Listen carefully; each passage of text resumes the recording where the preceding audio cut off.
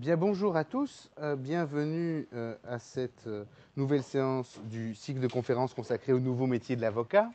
Alors, cette semaine, après avoir entendu différents avocats sur les global law firms, la manière dont le travail des avocats avait évolué au sein de ces grands cabinets internationaux, après avoir entendu la semaine passée un exposé qui faisait bien la transition, me semble-t-il, qui s'interrogeait sur le barreau, les valeurs du barreau et les débats autour des valeurs portées par la profession, nous allons nous atteler à examiner aujourd'hui cette figure particulière du monde des avocats que sont les avocats engagés. Et pour ce faire, nous avons le plaisir d'accueillir aujourd'hui deux témoins, en l'occurrence deux praticiens du droit, qui sont engagés de manière différente, et je vous les présente. Donc nous avons d'une part Maître Véronique van der Planck, qui est avocate au barreau de Bruxelles au sein du cabinet Quartier des Libertés, qui est un cabinet lui-même engagé, qui est juriste. Elle est également diplômée en criminologie et titulaire d'un diplôme spécialisé en droit de l'homme. Elle est collaboratrice scientifique au sein de l'Institut pour la recherche interdisciplinaire en sciences juridiques de l'Université catholique de Louvain. Elle est l'auteur de nombreuses publications scientifiques dans le domaine des droits de l'homme et de la criminologie. Engagée, elle l'est également par son investissement dans différentes associations de la société civile. Elle est vice-présidente de la Ligue des droits de l'homme, membre de la commission de surveillance de la prison de Saint-Gilles, j'en passe, et des meilleurs. Elle est également évidemment engagée dans sa pratique d'avocate. Elle a été, pour ceux qui ne le sauraient pas, avocate des victimes birmanes dans l'affaire Total en Belgique. Elle a représenté récemment une vingtaine d'associations représentatives du secteur du handicap dans le cadre d'une réclamation collective devant le Comité européen des droits sociaux concernant la carence de l'État belge en matière d'accueil des personnes atteintes. Récemment, elle représente, pour prendre quelques exemples évidemment, 3 rescapés éthiopiens d'une embarcation fuyant la Libye en guerre que la marine belge n'aurait intentionnellement pas secouru dans le cadre d'une plainte avec constitution de partie civile contre l'État belge pour crimes de guerre et non-assistance à personne en danger. Nous accueillons également chaleureusement Maître William Bourdon, qui est avocat au barreau de Paris, au sein du cabinet Bourdon et Forestier. Il est juriste également, il est diplômé de l'Institut d'études politiques de Paris, et il a publié alors récemment, face aux crimes de marché, quelles armes juridiques pour les citoyens à la découverte, livre que j'ai ici. Il a également publié, et c'est vraiment une avant-première, puisque ça sortira demain en librairie, un ouvrage, Petit manuel de désobéissance civile, quand l'intérêt général est menacé, devenez lanceur d'alerte chez l'ATES. Alors, il est engagé lui aussi dans des associations. Il a été secrétaire général de la Fédération internationale des droits de l'homme de 1995 à 2000. Il est président de l'association Sherpa, président fondateur de l'association Sherpa, dont l'objet est de protéger et défendre les populations victimes de crimes économiques. Il est engagé également dans sa pratique. Il a notamment été le conseil des familles franco-chiliennes dans le cadre des affaires Pinochet. Il est l'initiateur au nom de la FIDH de l'action menée au Sénégal à l'encontre du président tchadien Hissène Habré. Il a été le conseil des détenus français à Guantanamo, avocat des victimes birmanes dans l'affaire Total en France, avocat dans l'affaire dite des biens mal acquis, plainte, c'est-à-dire cette plainte qui a été contre les familles dirigeantes de l'Angola, du Burkina Faso, du Congo-Brazzaville, de la Guinée équatoriale et du Gabon pour recel de détournement de fonds publics. Et en février 2012, il était également à l'initiative d'une plainte déposée par 3 ONG contre la société Samsung pour pratiques commerciales trompeuses, estimant que Samsung a violé ses règles éthiques de responsabilité sociale des entreprises, en particulier sur le travail des enfants ou sur les règles de sécurité au sein des usines de ses fournisseurs chinois. Et donc, c'est avec ces aguerris que nous allons examiner cette figure de l'avocat militant. Et je vais évidemment, ladies first, passer d'abord la parole à Véronique van der Planck avec un certain nombre de questions. Première question peut-être, comment caractériserais-tu les spécificités de l'avocat militant ou de l'avocat engagé et quelle est au fond, s'il y en a, la perspective qu'ont tes confrères au barreau sur cet engagement de l'avocat? Comment est-ce qu'ils voient ça dans leur perspective? Je te remercie Grégory. Donc, bonjour ou bonsoir à tous et merci beaucoup pour cette invitation sur ce sujet qui nous mobilise évidemment fort, William Bourdon et moi-même. Alors d'abord dire, quand on parle d'avocat militant, c'est vrai que moi c'est un attribut que je ne me donne pas personnellement. C'est sûr que que j'ai des convictions qui me portent haut et fort, on va dire, et que je n'ai jamais envisagé ma vie professionnelle autrement que étant un lieu où je peux faire vivre ces convictions, lutter pour et tenter de les faire advenir dans un monde réel. Mais c'est vrai que le qualificatif de militant, évidemment, il est assez contrasté. Certains pourraient dire que tout avocat est militant, puisqu'un avocat, il défend toujours une cause, il défend en tout cas la cause d'un individu, et que le rapport qu'a un avocat à la vérité est différent que le rapport qu'a un universitaire à la vérité, par exemple. L'avocat va prendre parti et va parfois tordre les arguments au bénéfice de son client. Donc on peut dire qu'au fond, il faut pouvoir définir évidemment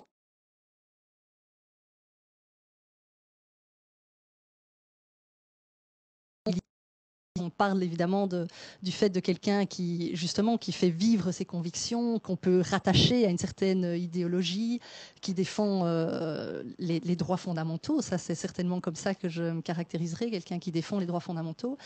Et alors, ce qui est évidemment compliqué, c'est que souvent, je pense que les autres citoyens ont parfois une vision un peu caricaturale, en fait, de la militance.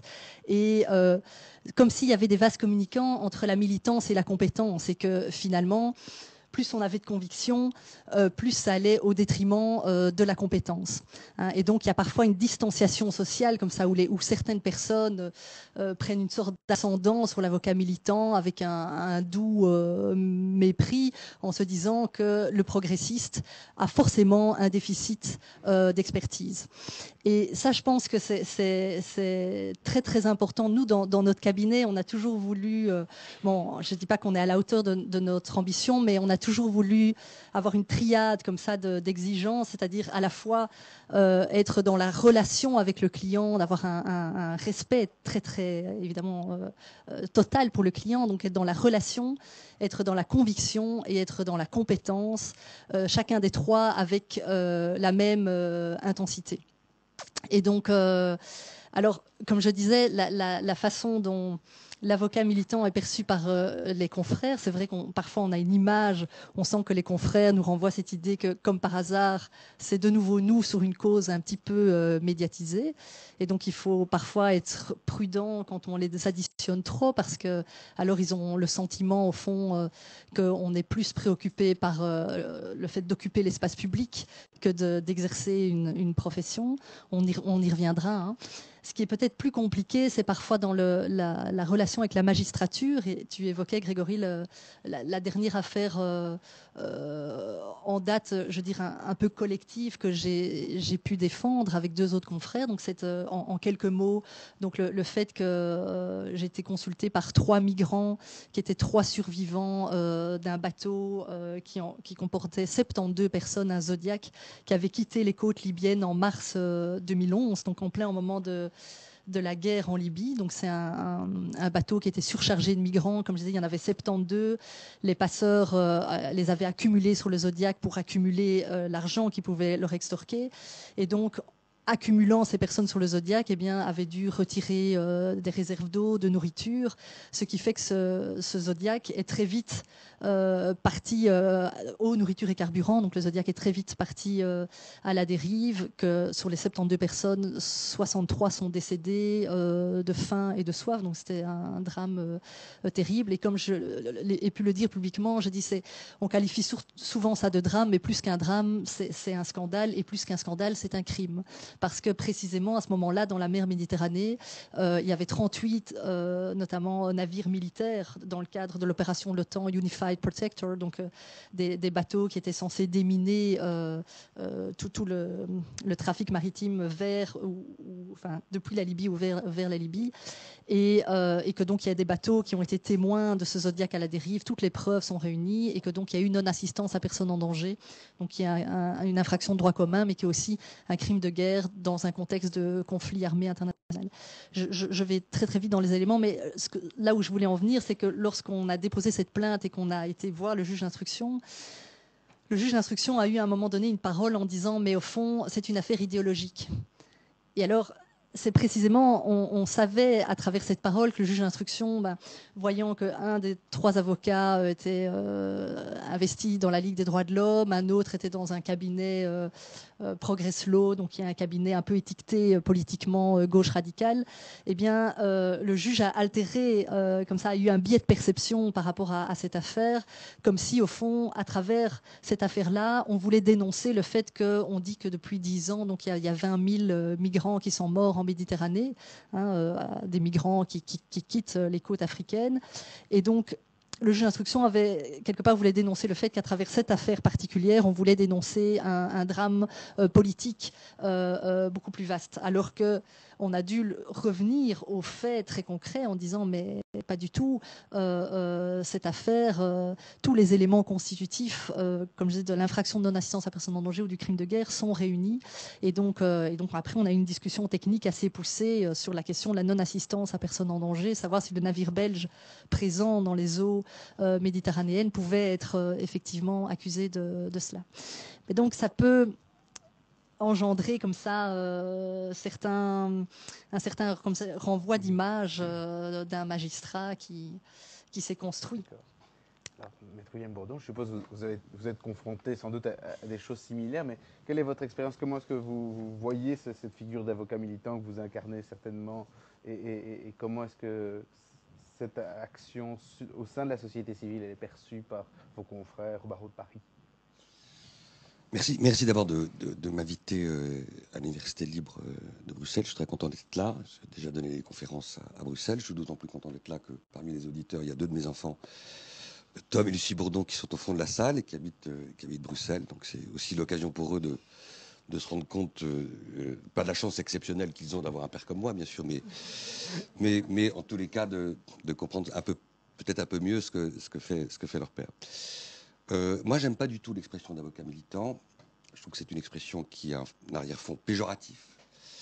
Et je suis globalement d'accord avec ce que tu viens de dire, c'est-à-dire que le militantisme globalement aujourd'hui renvoie à l'amateurisme, à une image antagonisme du professionnalisme, à un doux revers illuminé qu'il faudrait garder comme ça dans une sphère de la société, parce qu'au fond c'est un emmerdeur, mais il n'est pas trop encombrant, puisque comme il n'est pas professionnel, on peut effectivement le caresser dans le sens du poil, il est bien dans le décor, comme une espèce de bouffon dans la scène monarchique. Donc moi je n'aime pas du tout ce terme, et chaque fois qu'un de mes confrères me traite d'avocat militant, j'ai envie de lui balancer mon poing dans la figure. Donc je préfère de loin l'expression d'avocat de conviction, ou d'avocat de combat éventuellement, ou l'avocat citoyen. Mais pourquoi l'avocat de conviction? L'avocat de conviction qui, là pour le coup, a une vraie pertinence par rapport à l'avocat mercenaire. L'avocat mercenaire, c'était l'avocat qui accepte, et ce n'est pas une critique éthique ou morale que je fais, tout le monde a le droit d'exercer la profession comme il l'entend. Mais l'avocat mercenaire, c'est l'avocat qui, au nom du fait que chacun a le droit d'un avocat, a le droit d'avoir accès à un avocat, se sent le devoir de défendre tout le monde, c'est-à-dire de prêter sa conviction, et j'ai envie plutôt de dire son auto-conviction, c'est-à-dire sa capacité de prêter et de partager avec son client son savoir-faire, son expertise, quitte éventuellement à faire litière de sa conviction, quitte éventuellement à plaider contre sa propre nature, contre ses propres principes, contre ses propres valeurs, l'important étant de défendre envers et contre tout. Voilà. C'est plutôt ces 2 images-là que j'opposerais à l'avocat mercenaire qui, envers et contre tout, estime qu'il peut, y compris au risque de la plus grande des mauvaises foi, y compris au prix des plus grands mensonges, de bonne foi, parce que les mensonges chez un avocat sont toujours faits avec une totale sincérité, défendre son client. Donc, effectivement, je réfute l'expression d'avocat militant. c'est l'expression que me renvoie dans la figure un certain nombre de confrères. Je fais une anecdote rapidement. Dans le cas de la procédure dirigée contre les chefs d'État africains, qui a abouti, vous le savez, à la saisie d'un certain nombre de voitures de luxe, qui d'ailleurs ont été vendues il y a quelques jours pour 3 millions d'euros, parce que, évidemment, leur valeur se déprécie avec le temps, donc il vaut mieux les vendre plutôt que ça se transforme en nid de poussière. J'ai rencontré les avocats d'un de ces États africains. Je vais taire les noms par charité, mais ils se reconnaîtront de loin. Enfin, en tous les cas, ils sont venus me voir pour essayer de négocier. Et il y en a un qui, tout d'un coup, je ne sais pas, quelle mouche le pique, et qui me dit, mais de toute façon, toi, William, tu es devenu moins avocat que les autres. Je dis, comment ça? Je suis devenu moins avocat que les autres. Mais oui, tu es moins avocat que les autres, puisque maintenant, tu es un avocat engagé. Donc, c'est intéressant, cette image, parce que ça veut dire aussi que derrière tout ça, il y a aussi l'évolution de nos sociétés, l'évolution du monde. C'est-à-dire la place de l'argent, c'est-à-dire la précarisation des situations, c'est-à-dire l'obsession de la réussite et de la performance, c'est-à-dire la pipolisation, voire la médiatisation, et puis en arrière-fond, un discrédit quand même, non dit, un peu inavoué, inavouable, un discrédit de tous ceux qui sont engagés au nom des valeurs et des principes, comme si c'était un aveu d'impuissance, comme si c'était désuet, comme si face à la violence du monde et à la difficulté de faire sa place, il fallait mieux privilégier la fin, justifier les moyens, même si on ne le dit pas parce que c'est un aveu de cynisme qui est insupportable, plutôt que d'assumer une position qui est une position d'engagement. C'est-à-dire d'essayer de faire coïncider sa compétence, qui on est, sa sincérité, avec un certain nombre de choses auxquelles on croit. Alors, une fois dit ça, on ne va pas aller très loin, parce que c'est évidemment compliqué au jour le jour pour l'avocat de tout mettre en musique d'une façon harmonieuse. Parfois, je me bouche le nez quand même de défendre certaines personnes. Enfin, je ne le montre pas trop, mais parfois, je me bouche le nez. Et parfois, je suis obligé de faire quelques petits arrangements avec moi-même pour porter des paroles qui, au fond, ne sont pas des paroles qui me font chanter. Donc voilà, avocat de conviction, oui. Avocat d'engagement, oui. Mais avocat militant, non, parce que ça renvoie à une espèce de césure du monde entre les réalistes qui sont souvent l'antichambre du cynique, les réalistes qui, eux, comprendraient les enjeux du monde, comprendraient la loi de l'argent, et puis ces pauvres amateurs là qui rêveraient d'un monde nouveau dont tout le monde voit bien aujourd'hui qu'il n'en est plus question, puisque c'est définitivement et décidément la loi de chacun pour sa pomme qui devrait prévaloir comme seule loi commune de l'humanité. Voilà. Alors, vous avez mentionné tous les deux cette question de l'investissement sur la société civile, enfin, dans la société civile, dans le débat public forcément, dans la presse également. Est-ce que concrètement, dans votre activité, est-ce que vous avez dû ou est-ce que vous avez simplement décidé de développer vraiment une stratégie de communication par rapport, d'une part, à votre engagement vis-à-vis de la presse et de la société civile, mais aussi de manière à gérer votre image, votre réputation, en ce compris lorsque vous avez des dossiers qui sont des dossiers d'avocats, alors militants ou plutôt de conviction, et d'autres dossiers plus traditionnels, avec des clients peut-être plus traditionnels que vous êtes amené à défendre également. Peut-être vous pouvez commencer à répondre si vous voulez bien. Alors la question que vous posez, c'est la question compliquée de la relation entre l'avocat et la presse. Ça pourrait faire un sujet en soi. C'est une affaire compliquée, la façon pour l'avocat de se situer en responsabilité dans une relation efficace et respectueuse avec les journalistes. La première règle qu'il ne faut jamais oublier, c'est que les journalistes, en tous les cas pour moi, sont à quelques exceptions près, parce que j'ai quand même réussi à en faire quelques amis. Ils ne sont pas tous des outils, mais ça reste quand même des outils. La presse, c'est un outil, c'est un instrument pour l'avocat, pour publiciser une cause et pour éventuellement en orienter le traitement public. Et là-dessus, il ne faut avoir aucun état d'âme. Les journalistes, moi, je n'ai pas forcément très grand respect pour eux, surtout que les pauvres, ils sont eux-mêmes soumis à cette loi de l'audimat, la loi du marché, l'obsession du scoop. Donc il faut se servir de ça, avec une petite part de cynisme. Et avec une petite part de cynisme, quitte éventuellement à les manipuler un peu. Je n'ai pas d'état d'âme et d'inhibition là-dessus. et il faut se servir parfois de leur ingénuité, de leur amateurisme pour le coup, voire de leur naïveté. Donc oui, la presse, les médias, c'est un outil.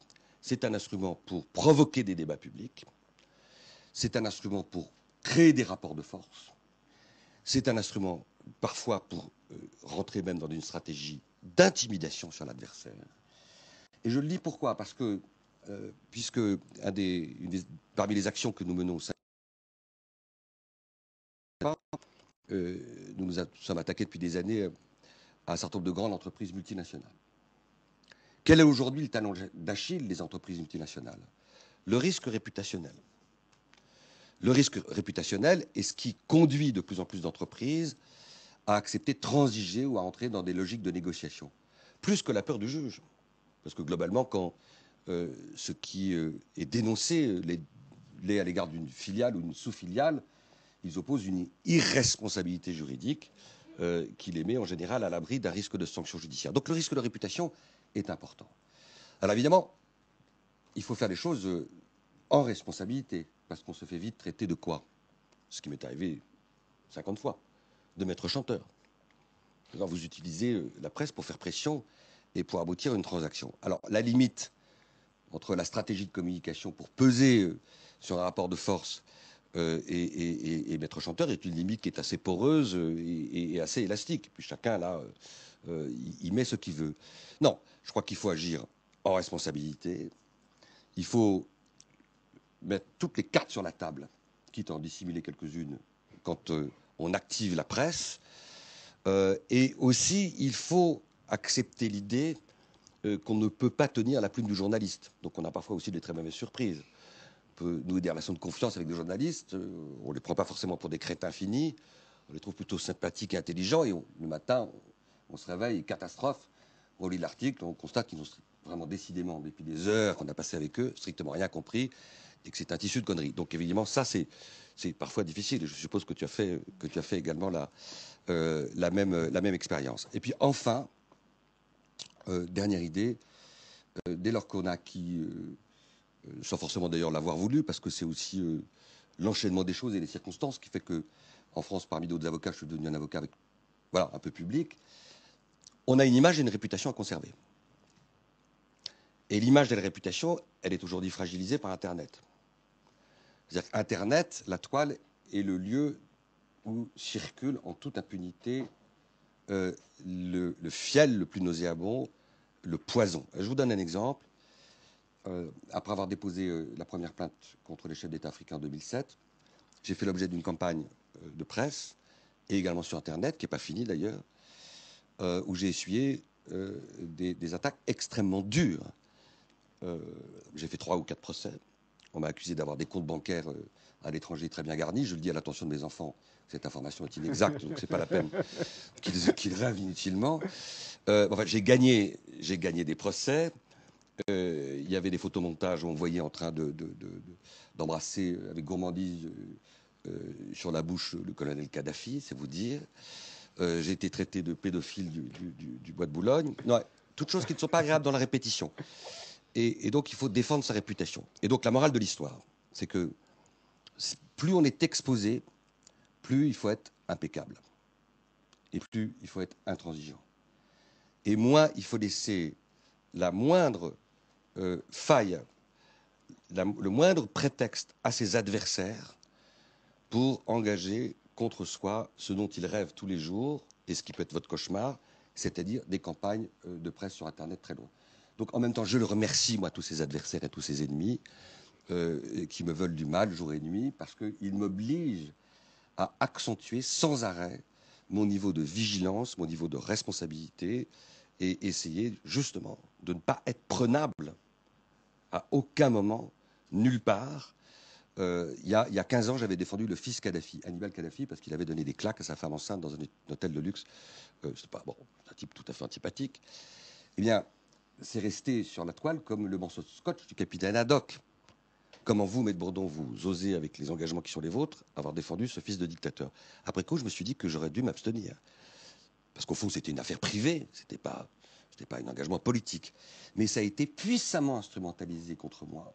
Et sur ma fiche Wikipédia, pendant des années, est resté une page et demie, j'étais devenu l'agent des services secrets de Kadhafi. Donc il faut être extrêmement prudent. Et plus on revendique le fait de porter des causes, plus on est un avocat de conviction, plus évidemment il faut être imperméabilisé contre toute possibilité de donner à ses adversaires des risques de vous abîmer. Alors merci pour cette réponse. Donc il y a bien une stratégie de communication. Oui. On le voit, elle est même relativement importante puisqu'elle engage toute votre vie, si je le comprends bien. Est-ce que c'est la même chose en Belgique? Oui, Grégory, peut-être, si tu me permets, si je peux revenir juste un tout petit peu en arrière pour rebondir sur ce que disait William sur la question de l'avocat engagé. Je vais essayer d'aller assez rapidement, mais parce que je trouvais qu'il y avait 3 points qui étaient vraiment intéressants à remettre en évidence. C'est que tu as parlé, William, de la place de l'argent, le fait que l'avocat engagé, au fond, souvent, on se dit, mais pour défendre des causes pareilles, des causes de personnes très vulnérables, il y a un souci parce qu'on se demande comment c'est financé. Et donc, soit il y a une sorte de suspicion où on dit, mais au fond, il y a des grands intérêts derrière qui vous financent. Et par exemple, sur la question des 63 migrants décédés, j'ai vu dans le courrier des lecteurs de la presse, beaucoup de lecteurs disaient oui, on se demande qui finance tout ça. Hein, alors, je ne sais pas très bien ce qu'ils sous-entendaient, mais l'air de dire qu'au fond, soit l'avocat engagé, et au fond, il faut le décrédibiliser parce qu'il n'accorde pas l'importance qu'il devrait à l'argent. Or, Dieu sait, comme lorsqu'on méprise l'argent, eh bien, on méprise souvent ceux qui méprisent l'argent. Enfin, on se dit, bah, ces gens n'ont pas conscience de leur qualité, quoi. S'ils bradent à ce point leur prix, c'est qu'ils n'ont pas conscience de leur qualité. Et s'ils n'ont pas conscience de leur qualité, c'est probablement qu'ils n'ont pas de qualité. Et donc, il y a quand même ça, des équations qui sont assez délicates. Donc, comme je dis, soit on décrédibilise le fait que l'avocat demande peu d'argent, soit on le suspecte au fond de charrier de l'argent ailleurs. Donc place de l'argent, place des valeurs, effectivement, affirmer des valeurs dans un monde assez cynique, eh ben c'est pas toujours très profitable. Et alors la place aussi de la résistance, je veux dire justement cette attitude comme ça à critiquer les structures, à souhaiter autre chose, c'est pas toujours évident dans un monde qui est plutôt fort un monde, je trouve, de résilience, où on demande aux gens de faire un travail sur eux-mêmes plutôt qu'un travail sur ce qui les opprime. Et donc voilà, je trouve que là il y a 3 choses qui sont trois pôles comme ça d'inconfort pour l'avocat engagé. Alors, pour répondre aussi à ta question, donc effectivement, moi, j'ai à la fois moins d'expérience. On est dans un cabinet très différent, le cabinet des libertés et celui de William Bourdon. Et donc, le rapport à la presse n'est pas mûrement formalisé. Hein. Par contre, ce qu'on constate, effectivement, plusieurs choses qui abondent dans le sens de William Bourdon, c'est que c'est certain que la presse est à la fois toujours utilisée par nous comme avec l'intermédiaire des ONG, hein, puisqu'on délègue cette fonction-là aux ONG, d'organiser des conférences de presse, etc. Elle est utilisée dans un rapport de force évident. C'est sûr que si on défend des causes mais qu'elles n'en ont aucune publicité, ce qui n'est pas su n'existe pas. Enfin, donc là, il y a un rapport à la presse très fort, mais il faut être extrêmement vigilant parce qu'on sait que ce qu'on peut gagner dans la presse un jour, on peut le perdre le lendemain. Et de nouveau, si je reviens sur cette affaire des 63 migrants, la presse s'est complètement scandalisée à l'unisson de cette affaire. Il disait, mais on a été voir Peter Krem, le ministre de la Défense, qui nous dit que le navire belge Narcisse était à quelques centaines de kilomètres. Et donc, vraisemblablement, au fond, les plaignants ont dû complètement fantasmer. Il n'y a pas vraiment de bateau qui a été identifié, qui était si proche de leur Zodiac à la dérive. Et donc, on s'est dit, mais il faut absolument contacter Alain Lallemand, qui était le journaliste qui avait rédigé, pour rétablir la vérité, refaire le lien avec les rapports scientifiques qui avaient été faits sur cette affaire. Et donc, parce que sinon, de nouveau, la presse a le dernier mot. Et donc, jouer avec la presse, c'est bien, mais il ne faut jamais baisser les armes, quoi. Alors, c'est vrai aussi, comme disait William, mais la question de la réputation, là, moi, jusqu'à présent, j'ai pas défendu non plus de causes qui rendaient mon image plus contrastée. Donc, je n'ai pas défendu le fils de Kadhafi. Et quelque part, je n'ai aucune intention de le faire. Ça, c'est un choix personnel. Mais c'est absolument clair que la question de la réputation, le fait que plus on s'expose, plus il faut être sans reproche, elle nous touche tous comme avocats qui à un moment rendu médiatisés, comme toute personne qui à un moment a un rôle public. Et je pense particulièrement aux différents bouquins qu'avait écrit Eva Joly en disant à son mari qui était médecin, surtout ne fais jamais de noir, enfin ne facture toujours tout parce que c'est pas que mon caractère irréprochable à moi, mais aussi c'est l'environnement proche qui va entacher ma réputation, etc. Donc il y a une vigilance à avoir là-dessus. Et alors non. Peut-être parce que si on a Oui, quand même... je juste rebondir sur ce qui vient d'être dit. Le paradoxe aujourd'hui, le très grand paradoxe... je t'ai coupé la parole. C'est moi qui coupe la parole. Ah non. Bon, ça, c'est pas grave. Non, quel est le paradoxe aujourd'hui? C'est qu'on pardonne moins aux avocats engagés qu'aux autres. On est beaucoup plus exigeant avec les avocats de conviction. Mais pas simplement les avocats. On est en général dans les sociétés contemporaines plus exigeant, plus à l'affût avec des gens engagés, des gens de conviction, qu'avec des gens qui ne font que gérer plus ou moins cyniquement leur petite stratégie personnelle. Et c'est normal. Mais c'est très fatigant. Mais c'est normal. Et donc, les gens ne s'étonnent pas que des avocats mercenaires plaident le matin blanc et le soir noir, puisque c'est précisément pour eux une des formes les plus exacerbées, les plus achevées de la profession d'avocat. C'est justement de passer de l'un et à l'autre sans aucune espèce d'état d'âme. Et donc, on est plus exigeant avec les avocats qui sont des avocats engagés. Alors, à propos d'Eva Joly, juste un mot, parce que je suis son avocat, et ça tombe bien. Et je la défends régulièrement, parce qu'en plus, il lui arrive d'être un peu approximative dans ce qu'elle dit, donc on a droit à quelques procès en diffamation qu'on essaie de gagner. Non, mais qu'est-ce qu'il y a en contrepoint? Juste 10 secondes. Qu'est-ce qu'il y a en contrepoint? Ce qui est en contrepoint, c'est, de mon point de vue, en tous les cas, le désenchantement du monde. C'est-à-dire que le désenchantement des gens par rapport à l'état du monde. Et ce qui donne de temps en temps de l'espérance, et c'est pour ça que j'ai peut-être été un peu rude avec les journalistes, et ça rejoint d'ailleurs en partie ce pourquoi j'ai fait ce livre sur la désobéissance citoyenne, c'est que heureusement que tout ce qui occasionne pour nous quand même des sources de fatigue, de lassitude, de colère, de découragement considérables, c'est qu'il y a de plus en plus de gens qui quand même se sentent co-responsables de ce qui se passe et qui se sentent investis d'une responsabilité citoyenne, y compris des journalistes. Des journalistes qui sentent bien aujourd'hui que pour sauver leur peau, pour exister de façon respectée, respectable, pour sauver même leur journal, ils ne peuvent plus être simplement des espèces de balayeurs des poubelles et qu'ils doivent aussi incarner une autre façon d'exercer cette profession. Donc il y a quand même une espèce de vent qui court et qui souffle et qui est une source. C'est-à-dire, face à toutes les plaies d'Égypte qui menacent notre société, chacun a de plus en plus une part de co-responsabilité dans le fait précisément de ne pas réduire sa vie au fait de manager son portefeuille et sa réputation. Alors peut-être de maintenir maintenant plus pratico-pratique dans la manière dont vous développez éventuellement un agenda. Hein, je veux dire, est-ce que, en tant qu'avocat militant ou avocat de conviction, est-ce que vous développez un agenda?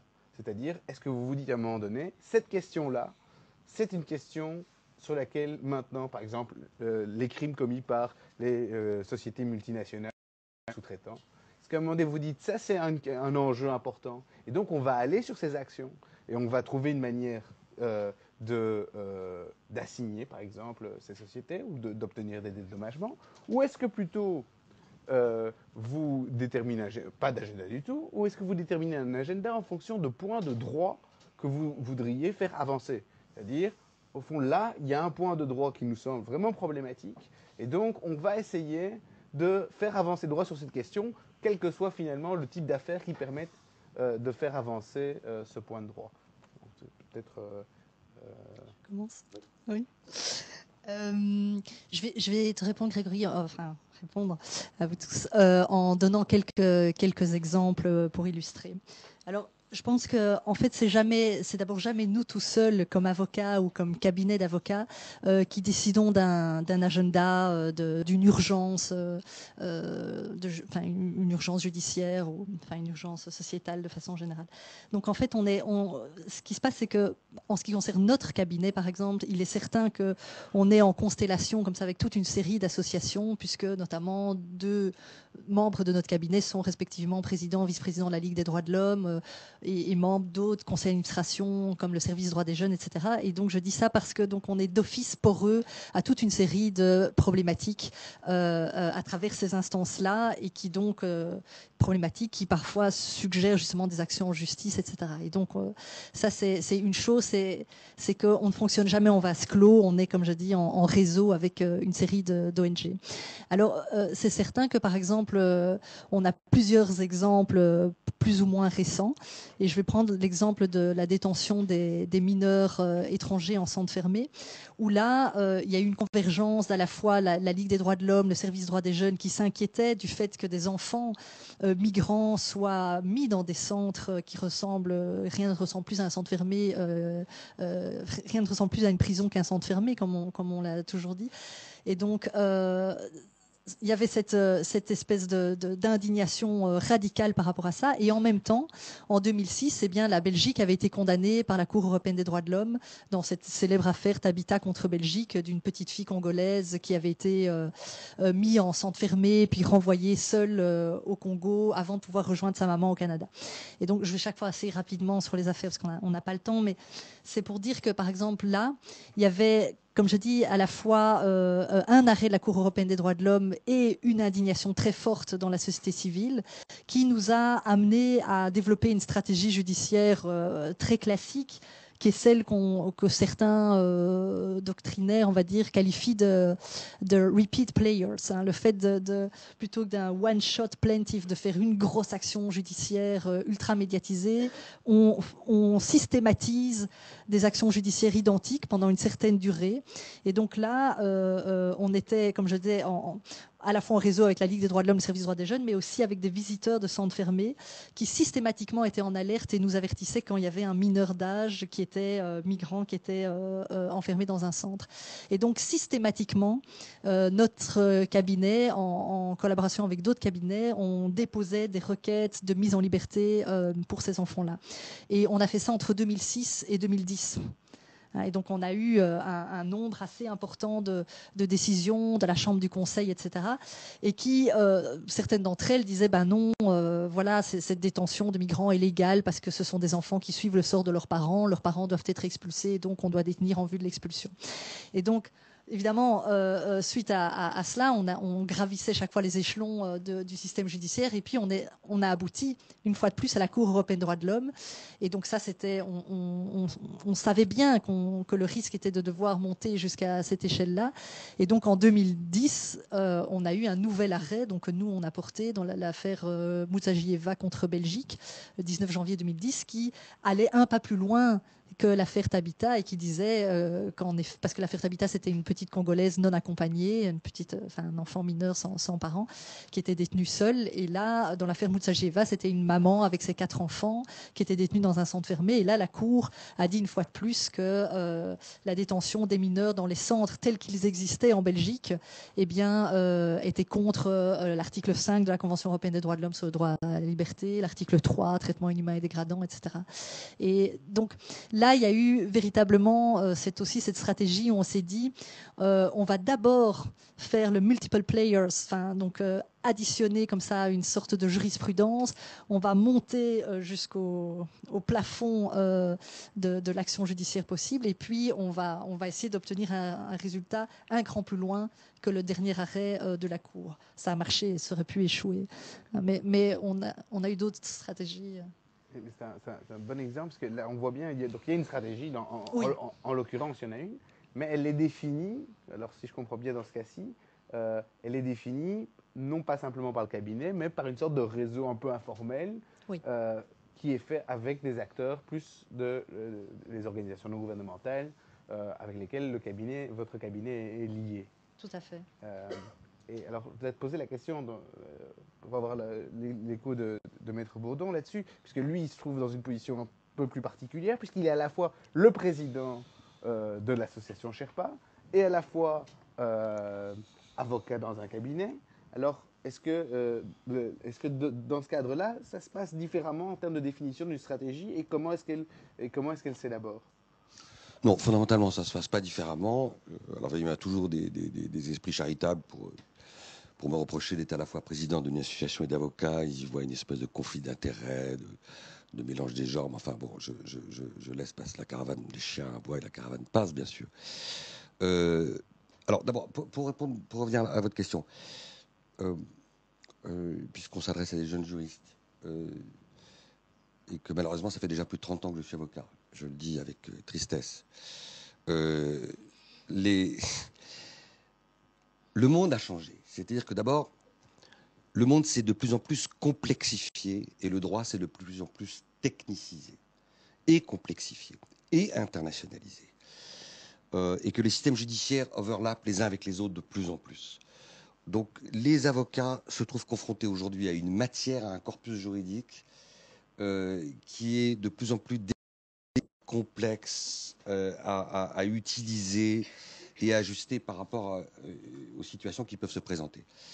Deuxième idée qui est importante, alors évidemment en écho avec cette première idée, c'est le développement du droit européen, de la Cour européenne des droits de l'homme, comme une sorte de 4e degré de juridiction qui n'est pas.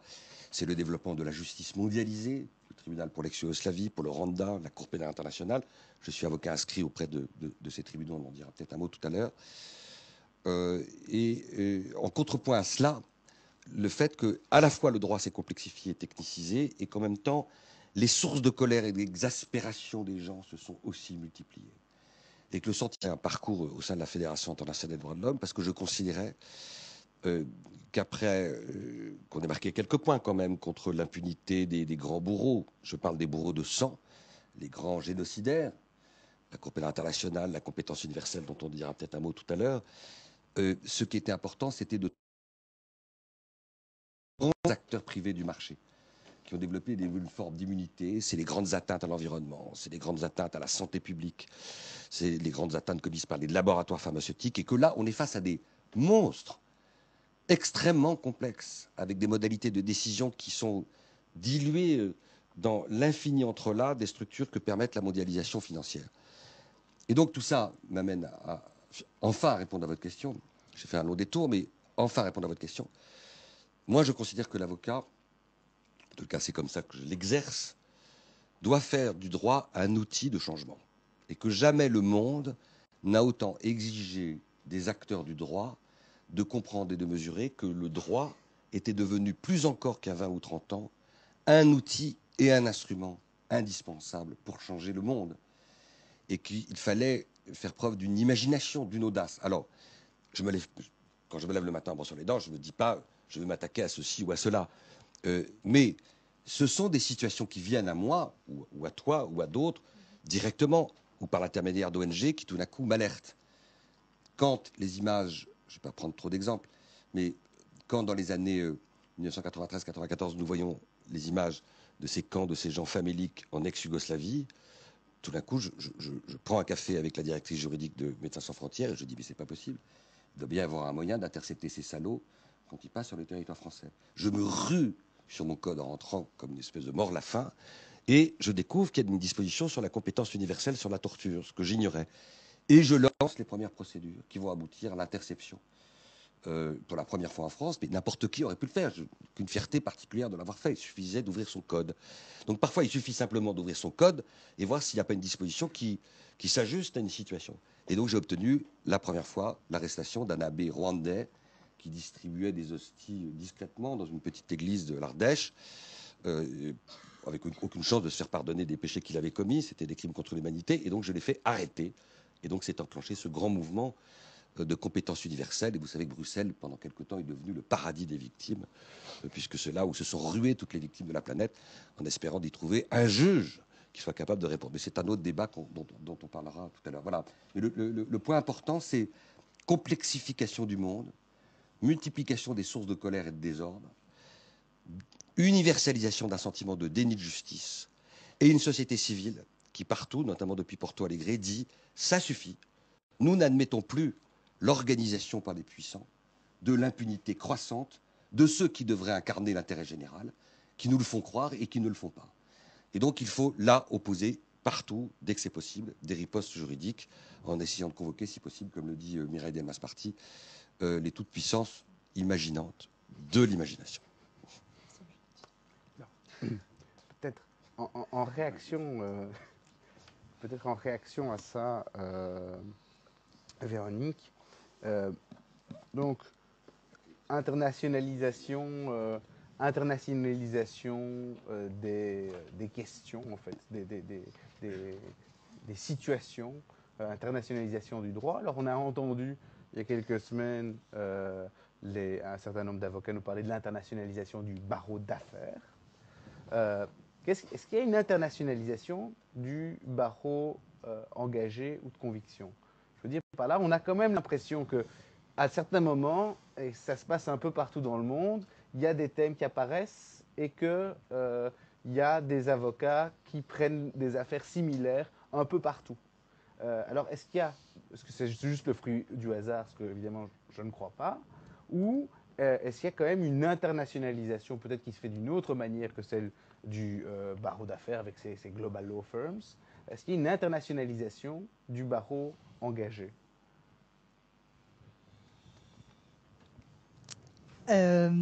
Écoute, en fait, moi, de l'expérience que j'ai, c'est nouveau, la réponse va être un petit peu artisanale dans le sens où ce que je peux constater à travers des affaires qui ont une dimension internationale, par exemple l'affaire libyenne dont j'ai parlé, une affaire sur les services secrets colombiens, chaque affaire mériterait d'en parler des heures pour en comprendre tout le potentiel, etc. Mais ce qu'on remarque, c'est qu'à travers le fait, pour ces affaires à dimension internationale, on est souvent sollicité par des ONG transnationales.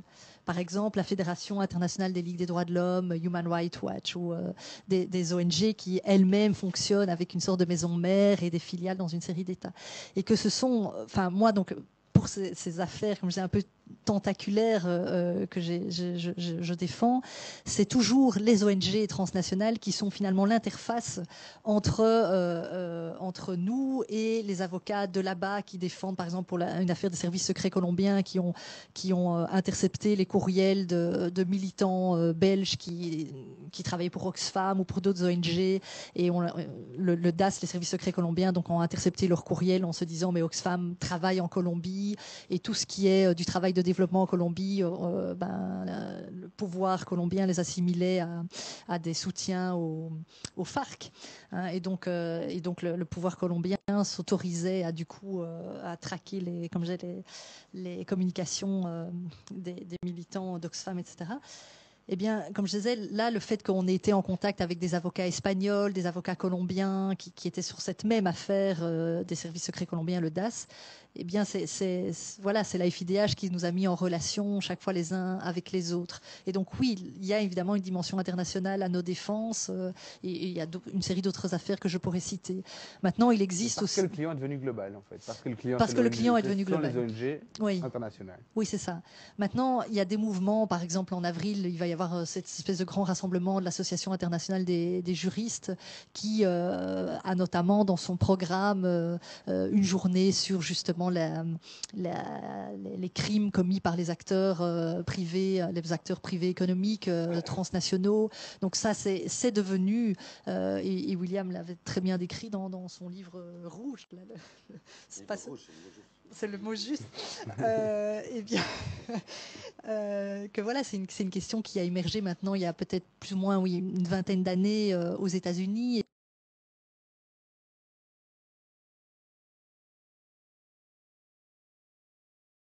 J'ai des convictions, si je reprends la terminologie de William de tout à l'heure, certes. Mais je veux dire, moi, je n'ai pas conscience d'une formalisation si claire de cette internalisation du barreau de conviction, on va dire.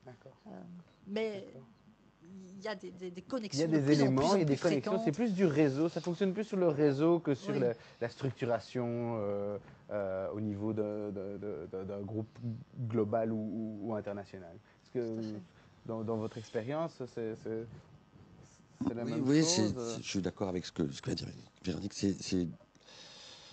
La mondialisation, c'est d'abord la mondialisation de l'argent. Je ne veux pas dire des forces infâmes de l'argent, je ne dis pas des forces venimeuses du marché, mais c'est la mondialisation de l'argent des acteurs économiques.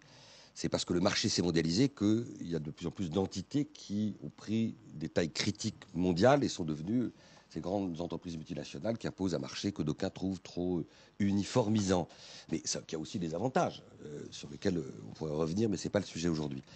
Alors on peut opposer à la fois la structuration très sophistiquée des grands réseaux d'avocats d'affaires qui doivent pouvoir intervenir dans toutes les sphères du monde pour leurs filiales, leurs sous-filiales, leurs cadres, etc., qui doivent pouvoir offrir des solutions juridiques dans un marché de plus en plus mondialisé avec une circulation des marchandises et de l'argent de plus en plus rapide. On peut opposer cette structuration sophistiquée à l'existence, pour reprendre ton expression, des réseaux, parce que la société civile, elle n'offre pas, évidemment, une structuration aussi sophistiquée. Elle offre des réseaux plus ou moins informels, des réseaux informels qui se sont de plus en plus fédérés et coordonnés grâce à Internet. Internet est devenu l'allié numéro 1 de la société civile internationale. C'est grâce à Internet que, sur un claquement de souris, c'est ça, un claquement de souris, en appuyant sur sa souris, je dis ça parce que je ne suis pas un expert, vous l'avez compris. Bon, en appuyant sur sa souris, on peut passer à un collègue camerounais ou péruvien une expertise juridique en espagnol, en français ou en anglais qui va lui permettre de mener sur place un combat judiciaire. Alors qu'avant, il fallait évidemment des jours et des jours. Donc ça, c'est formidable quand même. Et la société civile internationale, elle s'est constituée aujourd'hui, adossée à la mondialisation de l'indignation, adossée à la mondialisation des images, adossée à la mondialisation d'un certain nombre de valeurs communes, que d'aucuns espèrent de plus en plus communes, et qui, effectivement, sentent que, de façon trop caricaturale parfois, l'ennemi numéro 1, ce sont les forces de l'argent, c'est-à-dire ceux qui veulent nous faire croire qu'ils sont les mieux placés pour réguler l'humanité, qu'il faut surtout leur faire crédit quand ils affirment que c'est avec de l'autorégulation qu'on va pouvoir changer le monde, et qui se défient de quoi, in fine? Se défient du droit.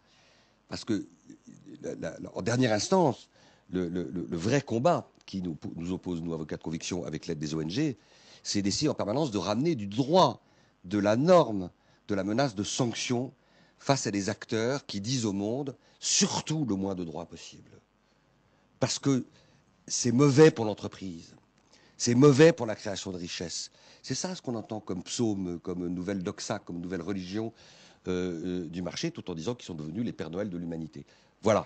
Donc, le point nodal, le point central, c'est structuration extrême des forces de l'argent, discrétion aussi, parce que l'argent n'aime pas le bruit, surtout pas le bruit. Et puis, la société civile, elle, beaucoup moins informelle, mais beaucoup plus bruyante, et beaucoup plus amusante finalement, et beaucoup plus réactive, et beaucoup plus spontanée. Voilà, c'est comme ça qu'on pourra opposer les deux. Merci. Alors peut-être quand même une réaction, puisque vous êtes amené à collaborer, donc on le voit, et en particulier même dans l'internationalisation, à collaborer avec des organisations non gouvernementales très régulièrement, à plusieurs titres. Est-ce que ça implique des contraintes? Parce que quand on essaye de visualiser concrètement comment s'organise et comment se déroule la préparation d'un dossier, est-ce que ça crée des contraintes spécifiques pour l'avocat de devoir travailler avec des acteurs associatifs, pas nécessairement eux-mêmes, toujours très organisés est-ce que ça crée des contraintes particulières? Alors moi, je devine dans le sourire de Véronique que j'ai plus de contraintes qu'elle, parce que moi, je suis plus je suis plus parfois en situation un peu conflictuelle avec certaines ONG. Alors, ça serait long à raconter. Je ne suis pas venu ici pour vous raconter toutes mes batailles perdues ou gagnées, mais c'est plus compliqué. Je vais essayer d'expliquer pourquoi. Il y a un antagonisme entre ce que je viens de dire, c'est-à-dire donner le primat aux forces de l'imagination, de l'audace et parfois l'agenda des ONG. Moi, je ne suis pas toujours très heureux de la façon dont les ONG fonctionnent. Je les trouve qu'elles sont devenues, pas toutes, mais parfois trop bureaucratiques, trop chauvines, trop dans l'autocontemplation de ce qu'elles font, trop à se dire Il suffit qu'on arbore le drapeau de l'indignation et c'est en soi une compétence. Il suffit qu'on sorte les Kleenex et en soi on doit pouvoir émouvoir la planète. Eh bien non. Et si j'ai créé Sherpa, c'est un peu, de façon un peu franc-tireur, après avoir démissionné de la Fédération internationale des droits de l'homme assez brutalement, c'est que j'en avais ras-le-bol de ces logiques un peu carriéristes, un peu chauvines, un peu bureaucratiques de certaines ONG. Je le dis, je sais que c'est pas très politiquement correct à dire partout, mais c'est vrai. Et c'est d'autant plus vrai que ces ONG ont reçu parfois beaucoup d'argent, beaucoup trop, qu'elles n'ont pas compris que cet argent qui venait d'un certain nombre de grandes institutions privées était aussi une façon de les acheter ou de les tenir en laisse, que c'était une façon d'organiser une version un peu, une forme de privatisation latente de la société civile internationale. Moi, j'en ai vu, j'ai eu des discussions, je peux le dire, avec un dirigeant d'une grande organisation internationale. Je dis, mais vous avez beaucoup trop de membres du CAC 40 dans votre conseil d'administration, vous ne vous rendez pas compte. Progressivement, ça conduit, ça fabrique de l'autocensure. Et d'ailleurs, la preuve a été rapidement faite. On avait compris qu'ils n'avaient pas été capables de lever le voile sur un scandale parce que c'était susceptible de gêner à des administrateurs. Oui, bien sûr qu'il faut aider la société civile. Oui, bien sûr qu'il y a des gens admirables au sein des ONG. Mais je vous donne un ultime exemple parce que je ne vais pas vous encombrer avec ça. Quand j'ai transigé au nom de 6 anciens travailleurs forcés birmans avec Total, ça a été des années et des années de bataille judiciaire. J'ai déposé plainte en France. Total a fait un tir de barrage, comme vous ne pouvez pas imaginer, que je raconte un peu dans le livre. C'est pas la promotion pour lui, puisqu'il est quasiment épuisé. Tout est parti, tout a été pilonné par l'éditeur, tellement il s'est mal vendu, donc vous aurez beaucoup de mal à le trouver. Mais et Total a mené un tir de barrage qui fait que le tir de barrage a été tel que je suis tombé sur un juge d'instruction pleine de bonne volonté qui a décidé d'instruire sur les faits, qui étaient non pas des crimes contre l'humanité, ça c'était un point de divergence avec certaines ONG belges, mais qui était séquestration de plus de 7 jours, c'est-à-dire un crime. Bien.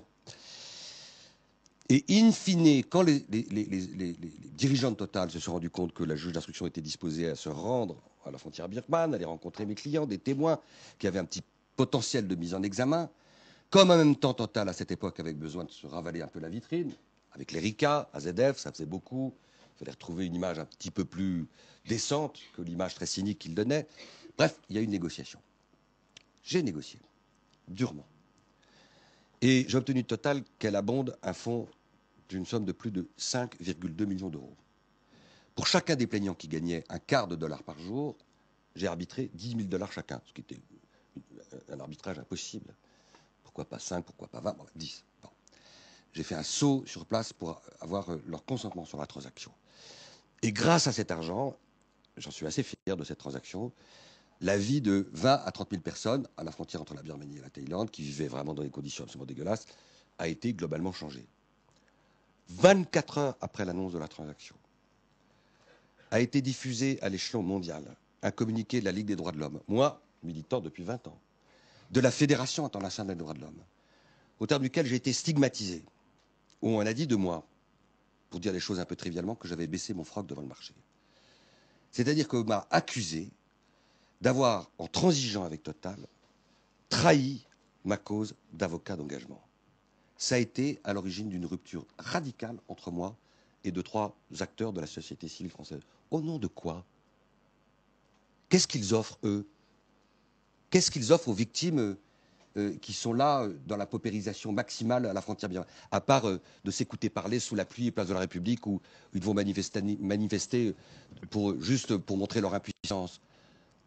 Ils n'avaient rien à offrir. Et donc, il y a là un télescopage, une contradiction entre l'agenda des ONG et l'agenda des victimes. C'est cette contradiction que moi je dénonce et que je continuerai à dénoncer. Parce que certaines ONG sont devenues trop propriétaires de leur cause et donc on arrive à négliger et oublier ce pourquoi en fait elles devraient être dédiées, c'est-à-dire apporter des remèdes aux victimes directes et non pas se faire plaisir dans les colloques et les manifestations. Tu m'as trouvé peut-être un peu rude là peut-être. Alors, là, ce sera très intéressant, je pense, d'entendre ce qu'a répondu Véronique, parce que je pense qu'elle fait partie du débat. Voilà, quelle est peut-être ta réaction tout plus précisément sur cette question de la transaction et le cas échéant, est-ce que toi-même tu transiges et si tu transiges, selon quels critères? Non, non. Je commence par là, Grégory, parce que Oui. tu avais une question plus globale en amont, mais... Non, mais peut-être c'est intéressant d'avoir d'abord la réaction D'accord, et puis d'accord. revenir sur la question globale parce que Ok. c'est une question qu'on allait aborder de toute façon. Mhm. Et je crois que là, le point est sur la table, donc il faut le traiter. Oui, oui, tout à fait. Donc, d'abord, pour redresser un tout petit peu le contexte, c'est vrai que quand William Bourdon a déposé donc la plainte en France contre Total en août 2002, quelques mois auparavant, en avril 2002, nous on avait déposé une plainte aussi contre Total, mais sur d'autres fondements. Comme William l'a rappelé, nous c'était sur base de la loi de compétence universelle qui permettait à l'époque à une victime birmane de déposer plainte en Belgique pour des faits qui se passent en Birmanie, donc où il n'y avait aucun lien de rattachement, puisque les victimes ne devaient pas être résidentes en Belgique avant les faits, etc. Et donc, effectivement, nos bases étaient très, très différentes. Nous, on n'avait pas le choix en Belgique. On avait été saisis par un 4 Birmans, dont un qui faisait des études en Belgique. On n'avait pas le choix que de mobiliser la loi de compétence universelle, puisqu'on n'avait pas le siège de Total sur notre territoire. Et donc, on ne pouvait pas avoir utilisé ce principe de la personnalité active, etc., et mobiliser le droit commun, comme William a pu le faire. Donc, ça, c'est... donc, nos affaires ont commencé en même temps. D'ailleurs, à l'époque, c'était il y a 12 ans. Donc, William ne se rappelle plus très bien, mais on s'était vu à Paris pour discuter de ça, s'échanger les pièces, et tout ça. Et effectivement, 3 ans plus tard, donc ce que William expliquait, donc il y a eu en France une sorte de déblocage de pas que l'instruction était bloquée, mais il y avait une perspective effectivement que ça puisse mener à des devoirs d'enquête assez intéressants. Et donc Total a fait sa proposition. Nous, en Belgique, on était sur cette affaire de Total. Il n'y avait pas de, comment dire, d'une sorte de coupole d'une ONG qui voulait avoir la propriété éthique de la façon dont l'affaire était traitée. Hein, donc ça, c'est important parce que je trouve que ce que William dit là-dessus est juste. Parfois, l'ONG veut défendre des principes qui, au fond, sont décalés par rapport au vécu de personnes qui sont dans le besoin, dans la peur, etc., comme Aung San Suu Kyi l'a souvent dit. Les Birmans souffrent de la peur et du besoin. Hein, donc ça a été vraiment un leitmotiv qu'elle a toujours rappelé. Et donc, comme je dis, en Belgique, on n'était pas sous une espèce de coupole principielle comme ça qui planait au-dessus des victimes. Mais en revanche, les victimes nous avaient clairement dit qu'elles craignaient que s'il y avait à un moment donné un processus transactionnel, que ça enraye complètement l'instruction pénale.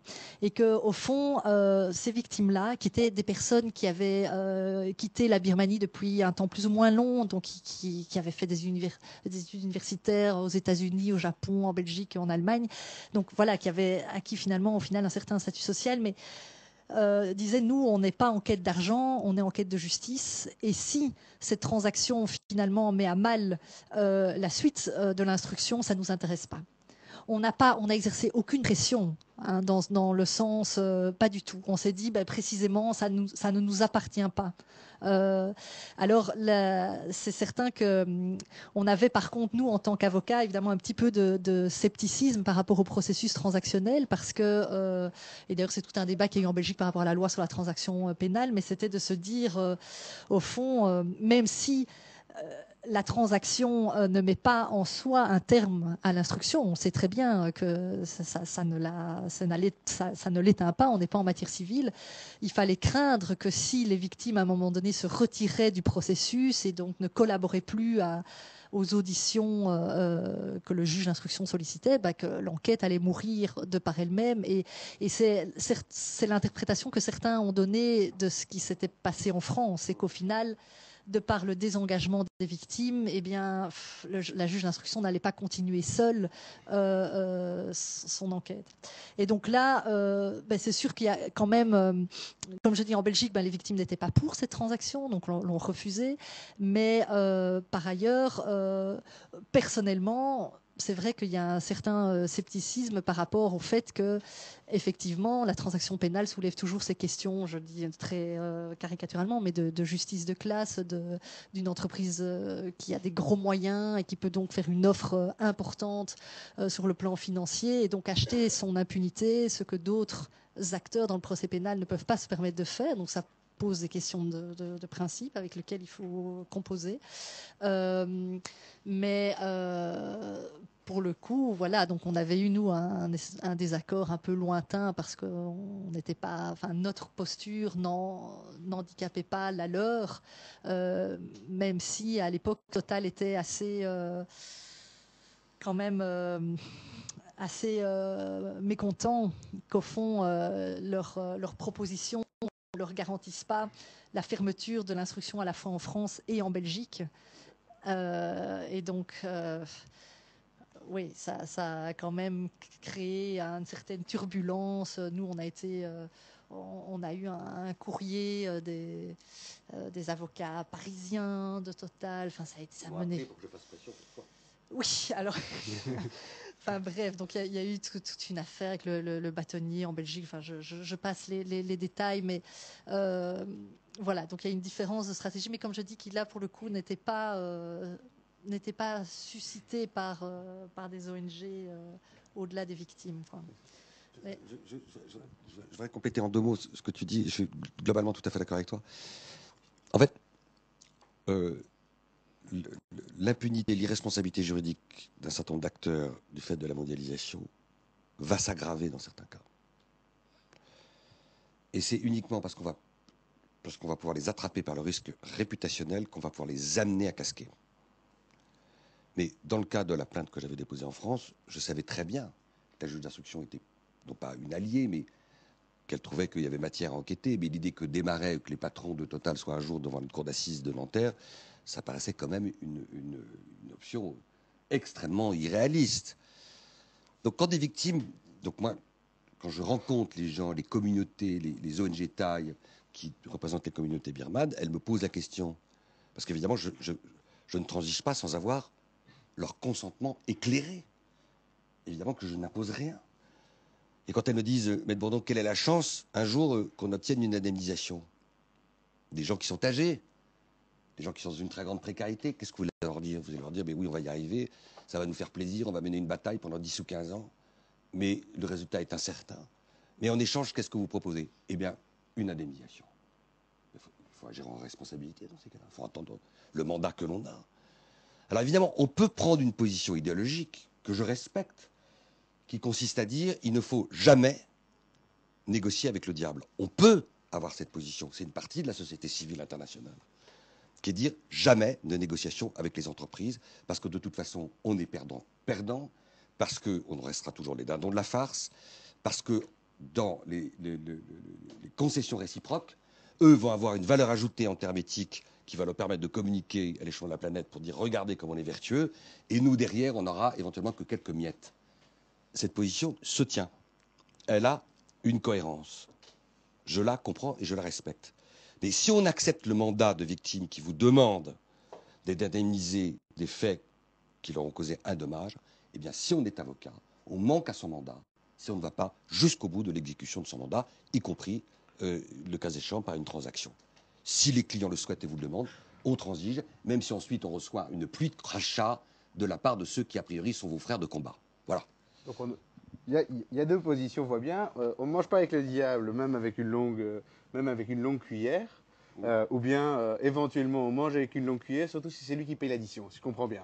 Les Très bien résumé. oppositions. C'est exactement ça. C'est ça. Peut-être, tu veux réagir peut-être là-dessus, mais j'ai introduit une autre question, mais je te laisserai ensuite réagir, qui sera ma dernière question avant d'ouvrir la question à la salle. La question est la suivante. Alors, la mondialisation fait, vous l'avez dit, que les points, les prises qu'on a, en fait, les prises qu'en tant que juriste, on a sur des situations sont peut-être moins nombreuses, ou en tout cas les parades qui peuvent être opposées sont plus nombreuses. Ce qui conduit, dans un certain nombre de cas, les avocats de conviction à développer l'ingénierie juridique, ou même au-delà de ça, de mettre l'imagination au pouvoir pour inventer des manières de saisir quand même quelque chose. Alors, j'aimerais que vous nous disiez un mot sur cet aspect-là, la chose, puisqu'il y a tout un ensemble d'acteurs, tout un ensemble de forums qui ne sont pas des juridictions, mais qui peuvent être utilisés, qui sont d'ailleurs activement utilisés pour essayer d'obtenir quelque chose, de mettre en cause la réputation, ou pour essayer d'obtenir une décision, même si ce n'était pas une décision de justice. Je pense au point de contact de l'OCDE, je pense à d'autres organes de conciliation. J'ai vu, je le mentionne ici, que l'association Sherpa et Peuple Solidaire ont déposé une plainte contre Disney devant le jury de déontologie publicitaire de l'autorité de régulation professionnelle de la publicité pour publicité trompeuse, encore un organe qui n'est pas immédiatement évident comme étant un point pour décider de questions qui engagent la protection des droits de l'homme. Et on peut imaginer évidemment encore d'autres formes de militants sous la forme de tiercé intervention ou l'activité de lobbying ou de participation ou d'intervention dans le cadre de procédures d'arbitrage.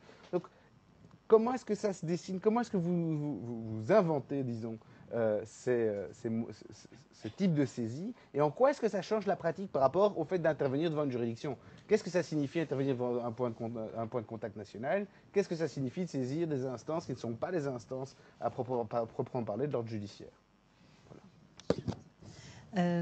Donc Grégory, je reviens encore 2 minutes sur la question de la transaction. C'est que à l'époque, il faut aussi se souvenir que Unocal, qui était donc le partenaire de Total sur ce gazoduc birman, Unocal qui est maintenant devenu Chevron, etc. Mais Unocal avait aussi accompli une transaction aux États-Unis. Là, on était en matière civile, donc pour quelques 20 ouais, j'allais dire 25 millions de dollars, mais donc une somme qui était considérée comme dérisoire par rapport au pouvoir financier de Unocal, le 4e pétrolier mondial, enfin devenu 4e pétrolier mondial par la suite. Ce que je veux dire en fait, c'est que concrètement, à l'époque, dans la transaction, il avait été inséré une clause selon laquelle les Birmans qui allaient bénéficier de cette somme donc de 40 millions de dollars ne pouvaient nullement la consacrer à des engagements politiques et par exemple au renforcement de la Ligue nationale pour la démocratie, qui était donc le parti politique birman d'Aung San Suu Kyi à l'époque et toujours aujourd'hui. Et le point qui est intéressant, je trouve, par rapport à la question de la transaction, c'est véritablement de se dire, mais est-ce qu'il n'est pas important de réfléchir à quelques repères qui nous permettraient de conclure une transaction qui soit acceptable au niveau d'un certain sens commun. Je ne sais pas si c'est faisable, mais par exemple, ce type de clause-là a été considéré quasiment à l'unanimité comme tout à fait inacceptable. Que Unocal, parce que Unocal, le pouvoir économique qui ne fait soi-disant jamais de politique, tout à coup montrait une complaisance particulière à l'égard de la junte, qui évidemment est celle avec qui pactisent tous les contrats économiques. Et donc, même chose, évidemment, 5,2 millions d'euros que William a négocié, c'est à la fois une somme qu'on peut considérer comme colossale par rapport à rien du tout. C'est peut-être une somme dérisoire par rapport nouveau à la puissance économique de Total. Et moi, je pense que ce serait intéressant à partir du moment où les transactions deviennent parfois la voie, non pas autorisée, mais obligée, parce qu'au fond, on a une sorte de fatalisme en se disant de toute façon, il y a une telle complexité de la procédure qu'on n'arrivera pas à mettre de Marais, de Christophe de Margerie devant la cour d'assises, et que donc on se dit mieux vaut un tien que deux tu l'auras.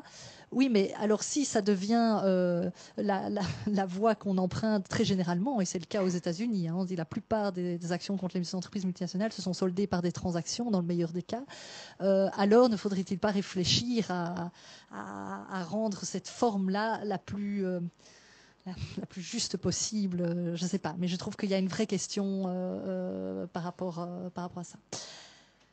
Alors, en ce qui concerne donc la saisine des autres forums judiciaires, donc moi, par exemple, le point de contact national, j'en ai pas une expérience en tant qu'avocat, j'en ai une expérience en tant qu'universitaire, mais lointaine. Donc, je vais plutôt parler d'autres types de forums, comme celui du Comité européen des droits sociaux. Donc, vous savez, qui est plus ou moins l'alter ego de la Cour européenne des droits de l'homme, donc à l'échelle du Conseil de l'Europe. Et je trouve que c'est intéressant d'évoquer cet organe-là parce que précisément, on a de nouveau, en collaboration avec une série d'ONG, on a saisi 2 fois le Comité européen des droits sociaux, à la fois pour la question du manque de terrain pour les gens du voyage, pour qu'ils puissent placer leur caravane. Ça, c'était une affaire.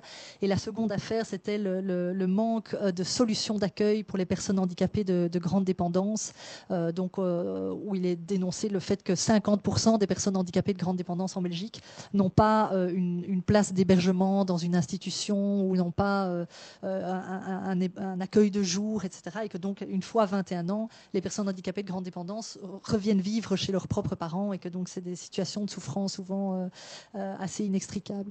Et donc, dans ces 2 affaires-là, on a donc été chaque fois saisi par une série d'associations, soit en matière de gens du voyage, soit en matière de handicap, et qui se posaient la question de savoir qu'est-ce qu'on peut faire comme action judiciaire en Belgique, mais avec aucune culture juridique particulière, aucune expérience de l'action en justice, et face à une problématique très très globale, au fond, d'une politique sociale déficitaire. Hein, pas assez de terrain de voyage, pas assez de places d'accueil pour les personnes handicapées. Et donc là, on s'est dit, mais au fond, le forum peut-être le plus approprié, c'est le Comité européen des droits sociaux qui a pour mandat justement d'évaluer au fond les politiques sociales des États à l'aune de la Charte sociale européenne, qui est quand même un instrument juridique, mais qui est aussi un comité qui actuellement est peu chargé. Enfin, maintenant, le nombre de réclamations a augmenté ces dernières années. Je crois qu'elle a atteint les 80, alors qu'il n'y a pas si longtemps, ils étaient à 15.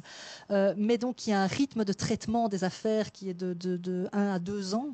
Donc, une certaine rapidité de traitement, une vision globale de l'État qui est incriminé. Il ne faut pas épuiser les voies de recours nationales avant de saisir le Comité européen des droits sociaux. Et donc, on s'est dit, contrairement à ce que j'expliquais sur la détention des mineurs étrangers, où on avait fait le multiple players et puis on était monté jusqu'à la Cour européenne des droits de l'homme, là on s'est dit on va essayer d'obtenir une condamnation de la Belgique par le Comité européen des droits sociaux, et on savait que c'était plausible au regard d'autres décisions que le comité avait prises à l'égard d'autres États. Et puis une fois qu'on aura cette décision-là, on va essayer de lui donner le plus de force contraignante possible à travers des saisines de juridiction nationale. Hein, et donc, par exemple, Sébastien Van Drogenbroek, professeur et doyen à Saint-Louis, dit, au fond, les décisions d'un comité européen des droits sociaux, elles ont une autorité de la chose interprétée.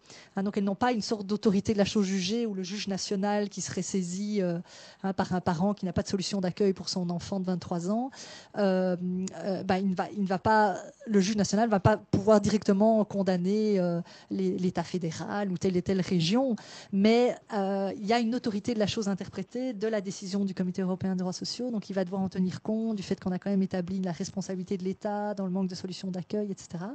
Et que voilà, ce chemin-là était probablement plus adapté.